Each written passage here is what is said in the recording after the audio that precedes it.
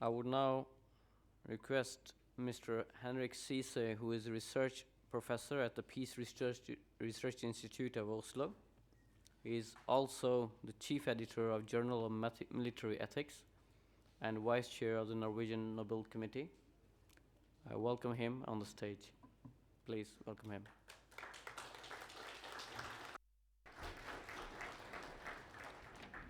Dear friends in the Ahmadiyya community, ambassadors, excellencies, ladies and gentlemen, what a great pleasure and honor to be here. Let me add a great pleasure and honor to be speaking after these wonderful people have shared thoughts with you so far. I am a philosopher, so you may be wondering what is coming now. Well, there will be some abstract thoughts for 10 minutes and then we'll come back to reality. No. Anyway, it's a great honor for me just to be here. Several people asked generously when I came in, have you been here before? And I actually haven't been in the building before. I've been invited several times. Thank you very much for inviting me. And so many people thought they'd seen me here, so maybe, I don't know. It's a good old story of two people who meet here at the Ahmadiyya Mosque, and the one says to the other, didn't I meet you here before? No, I've never been here before. And he says, well, me neither. It must have been two others. So, but anyway, it is a pleasure to be here. My good Muslim friends often start their interventions or their talks at conferences by saying, in the name of God, the compassionate and the merciful. And I find that beautiful. So as a Sunday school teacher, even if not as a pastor, I take the liberty of starting by saying, in the name of God, the compassionate and the merciful. We live in an age of great challenges. Many things are going in the right direction. Some are definitely not, and Sven has just shared with us some of that. I have to make up my mind myself whether I'm a pessimist or an optimist. It's a good story of a pessimist and an optimist meeting, and the pessimist says, now things can't get any worse. And the optimist says, yes, they can. And sometimes I'm wondering how bad can things get, but also we need to focus on the things that can actually help us, and this community does exactly that. I wish to congratulate you on the hand that you stretch out. Thank you for the invitations that you extend and the way in which you also represent your faith. The question I'd like to ask is what we need to build inside. I mean, we've already heard about corruption, we've heard about violations of international humanitarian law. What do we need to build inside of us to actually strengthen the resistance to that kind of corruption? Philosophers will often answer that what we need are certain virtues. Virtue is the English translation of the classic Greek term arete, and arete means something that works at its best. What sort of virtues do we need? Well, I take the liberty tonight of going back to one of the great Greek philosophers, Plato, who is, of course, one of the great fathers of philosophy, both within Islamic, Christian, and Jewish culture. And Plato, in his great dialogue, The Republic, mentions four virtues as arguably the most important ones. They become known later in our tradition as the cardinal virtues. They have nothing to do with Catholic cardinals, but they have to do with something that opens up. Cardus is something that revolves, that other things revolve around, but it's also what makes it possible to open a door. What sort of virtues open up to peace? Well, the four virtues that he emphasized were the following. First, he started with moderation. Moderation is the virtue that makes it possible for us to set borders. People often misunderstand moderation and think it's about not doing things fully. It's as if I say to my wife, well, I love you, but not that much, everything in moderation. But that's not the meaning. It's also not borders against other people, but it's setting borders or limits to yourself so you can give room to others. I think it's one of those things in our world that power thrives on the wish to own more, have more, dominate more. The virtue of moderation tells us that we must hold back. We must listen. We must give space to the others. In Latin, moderation was called temperantia, and that has the same root as the word tempus, which means time. It also means to give other people time, to give ourselves time, to gather like we do here today and give room for more than just our self-interest. In Plato's famous retelling, moderation was a virtue of the lower regions of the body and the mid regions, up to the stomach, the things that can make us overspend and overeat. He moved up to the breast where the virtue was courage. Unfortunately, that was called andreia in Greek, which means manliness. But of course, Plato knew that it's not just about men. This is a virtue that belongs to both sexes. And that is, not least, the ability to stand up for what you believe in, the ability to say things even though others disagree with you. And maybe most importantly of all, the famous definition from Plato, it's knowing what you ought to be afraid of. If I have to be personal with you, I know in my heart that some of the things I regret most in my life are things I haven't done or haven't said because I was afraid to do or say them. I was embarrassed maybe. I thought, nah, I have nothing to do with that. And then I find out too late that this is indeed something I should have said or something I should have done. We all need to learn what is the important thing in life. We all need to learn what it is we ought to be afraid of, because it's not wrong to be afraid. To be courageous is not never to be afraid, but it is to be afraid of the right things and to dare when we know that we ought to do something. He moved further up to our ability to think, and he talked about what is called in Greek phronesis. That is wisdom. That is prudence. And wisdom and prudence to someone like Plato is not just knowing a lot of things, but it's listening to others, learning from experience, even being able to correct oneself. That's what we can learn here tonight as well with this wonderful community. We are never through with learning. One of the main mistakes in our world that we think we know all about the other party. I can assure you that I take part in several communities where I talk with and about Muslims, and I have many Muslim friends.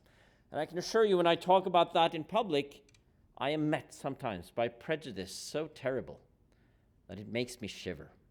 You talk to Muslims, you know what they really stand for, you know what really their goal is. These sorts of prejudice exist all around the world, and they go in all directions. Prudence is about being willing to learn from the best of others, and being willing to gather together to make a better world. The fourth virtue, which part of the body does that belong to? The feet, maybe? No. The fourth virtue is what Plato said is the result of the other three virtues working well together. When you have moderation, courage, and prudence, you will get a just society. Justice, where we take the interests of all into consideration. Arguably, that is where our Abrahamic religions are different from Greek philosophy, because unfortunately in the Greek world there were only some that really counted, the white males of Greek origin. We believe that everyone has the same value, the same dignity, and a society that takes all into consideration, that wants to build a society where each and every one, even those with little to offer to others, will be given a safe space and a feeling of belonging. Some of you will know that if you read medieval tracts on virtues, there are not 4 virtues, but there are 7.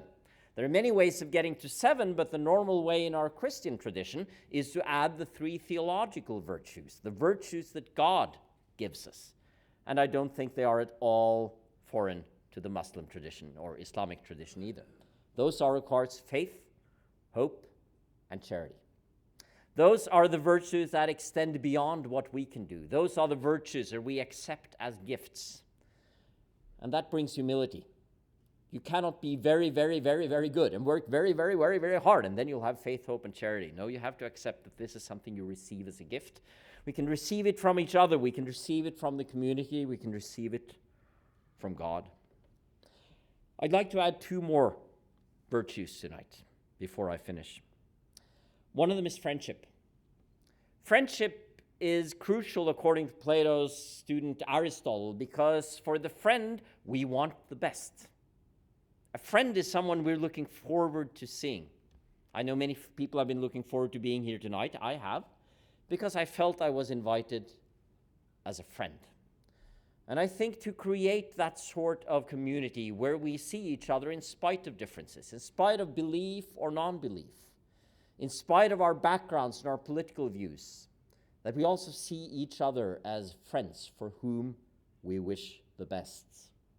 And that leads me to my final virtue of the night, and it's inspired by a course I teach right now at Bjørknes University College. I have colleagues from there here tonight, and I actually teach a course on the Nobel Peace Prize. There are lots of things I'm not allowed to tell. It's very secret to be on the Nobel Committee. If you want to have a little bit from the inside, I can tell you that during the meetings, the women normally drink coffee, and Torbjørn Jagland and I drink tea. Torbjørn always uses the tea bags twice. He's a good man, right? Yeah, very good, very good. He's worked with the Oslo Center as well.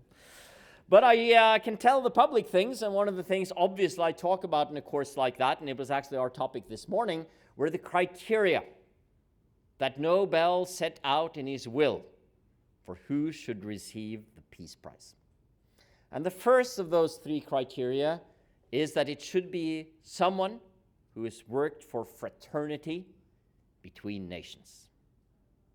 And I asked the students, what does fraternity mean?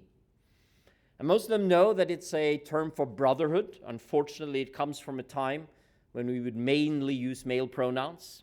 We can talk about brotherhood and sisterhood. And I asked the students, why did he include that? And we start talking about family. Alfred Nobel believed that all of humankind is a family, and for your family, you do wish the best. You do wish to do no harm to the other, but there is even more than that, because that's true of friendship as well. With fraternity, we realize that we also share a common fate in this world. And his dream was that we should actually find the space for creating a world where we look upon each other as brothers and sisters. Alfred Nobel was a complex man. He was in many ways also a man of war. He invented weapons, or at least the means for weapons. But he realized towards the end of his life that this can never be an aim in itself. The aim must be that we can create a world where we are family. I'd like to finish by saying that I am indeed very honored to be here, and I was especially happy when I saw Hadia Tajik come in here, because I think you will be speaking too, because if so, you are the only woman speaking. And I guess that would be my wish also for the peace dialogues we have, that even if we live in religious communities where some cannot be religious leaders, we have to, in these peace dialogues, make sure that both sexes are fully represented, and that we listen to the voices and experiences of each other. I think we have a world very often where the voices of our sisters are not heard. They are there somehow in the background, but we don't really listen as well as we should. And I hope that's something that we can strive for. Heard a funny story about a hypochondriac, someone who believes he's ill all the time, and he comes to the doctor and he says, "Look at this scar I have there, it's terrible, look at it." And the doctor says, "I'm so glad you came here today. I'm so glad you came here." And he says, "What do you mean by that?" "Well, if you'd come tomorrow, it would have been gone." The things we talk about here won't be gone. We need to continue to talk about peace. If we have a conference here again in 10 years or 100 years, we still need to talk about peace. That doesn't mean we shouldn't be optimists. We can solve things, we can change things, and we have to start with our hearts. But I'll end, and I'll say this especially because, unfortunately, because of another appointment at 8 o'clock, I have to leave soon. I won't be able to stay here for dinner. I'm sorry about that. But it means that I'll end with Plato, who in his dialogues often has Socrates as the main character.